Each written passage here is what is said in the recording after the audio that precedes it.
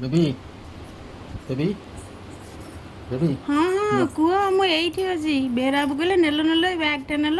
ମୁଁ କହିଲି ଏ ବ୍ୟାଗ୍ରେ କ'ଣ ଅଛି ନା ତୁମେ ବଢ଼ାବଢ଼ି କର ତାପରେ ଜାଣିବନି। ମୁଁ କହିଲି ସତରେ କୁହ କ'ଣ ଅଛି ନା ତୁମେ ବାଢ଼ିଲ ମୋତେ ଭୋକ ଲାଗିଲାଣି ମୁଁ ଆଉ କହିବିନି କିଛି। ମୁଁ କହିଲି ହଉ ତୁମେ ଏକା ସାଙ୍ଗେ ସାଙ୍ଗେ ଖାଇବ ନା ହଁ ମୁଁ ଏକା ସାଙ୍ଗେ ସାଙ୍ଗେ ଖାଇବି। ବ୍ୟାଗ୍ରୁ ବାହାର କଲା ବେଳକୁ ଗୋଟେ ଅଣ୍ଡା ରୋଲ୍ ବାହାରିଲା। ତାପରେ ଆଉ ଗୋଟେ ଜରି ବାହାର କଲା ବେଳକୁ ସେଥିରୁ ବିରିୟାନୀ ବାହାରିଲା। ମୋ ମନ ତ ପୁରା ଖୁସିରେ ମାନେ କୁଣ୍ଡେ ମୋଟ ହେଇଗଲା। ଫୁଲ ଖାଲି ଫୁଟିଗଲା ମୋ ମନରେ। ଏତେ ସୁନ୍ଦର ମୋ ମନ ଗାର୍ଡ଼େନ୍ ଗାର୍ଡ଼େନ୍ ହେଇଯାଉଥାଏ ବିରିୟାନୀ ରୋଲ୍ ଦେଖିକିନି। ଯାହା ହଉ ମୋ ମନସ୍କାମନା ଆଜି ପୂର୍ଣ୍ଣ ହେଲା। ଭାବିନଥିଲି ଆଜି ମୋତେ ରୋଲ୍ ବିରିୟାନୀ ମିଳିବ ବୋଲିକି। ରୋଲ୍ଟା କିନ୍ତୁ ଆକ୍ଚୁଆଲି ମୋର ନୁହେଁ, ସେଇଟା ବେହେରା ବାବୁ ଖାଆନ୍ତି। କାହିଁକିନା ବିରିୟାନୀ ଖାଇବାକୁ ଭଲ ପାଆନ୍ତିନି। ବେହେରା ବାବୁ ରୋଲ୍ ହିଁ ଅଣ୍ଡା ଉପରେ ସବୁ ଆଇଟମ୍ ଖାଆନ୍ତି। ମୁଁ ସେଥିଲାଗି କହିଲି, ମୁଁ କହିଲି ହଉ ରୋଲ୍ଟା ତୁମେ ଖାଅ ଆଉ ବିରିୟାନୀଟା ଆମେ ମା ପୁଅ ଖାଇଦେବୁ। ବିରିୟାନୀଟା ବାଢ଼ିଦେଲି, ରୋଲ୍ଟା ବେହେରା ବାବୁକୁ ଧରେଇଦେଲି।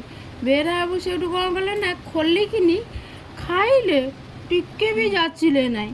ଖାଲି କହିଲେ ହଁ ଟପ୍ ହେଇଛି, ବଢ଼ିଆ ହେଇଛି, ସୁପର୍ ହେଇଛି। ମୁଁ କହିଲି ହଁ ତୁମେ ଆଣିଛ ଆଉ ତୁମେ କହିବନି ଭଲ ହେଇଛି ସୁପର୍ ହେଇଛି ବୋଲି ନା। ହଁ ମୁଁ କହିଲି ଆଉ ଟିକେ ଯାଚୁନ ବି ନା, ନେଉନ ମୁଁ କ'ଣ ମନା କରୁଛି। ସେଇଠୁ ମୁଁ କ'ଣ କଲି କହିଲି ନାଇଁ ନାଇଁ ତୁମେ ଥାଅ, ତୁମେ ଖାଅ, ମୁଁ ଯାଉଛି ମୁଁ ବିରିୟାନୀ ଖାଇବି। ସେଇଠୁ ମୁଁ କ'ଣ କଲି ନା ମୁଁ ବିରିୟାନୀ ଖାଇଲା ବେଳକୁ ଓ ମୋ ମନ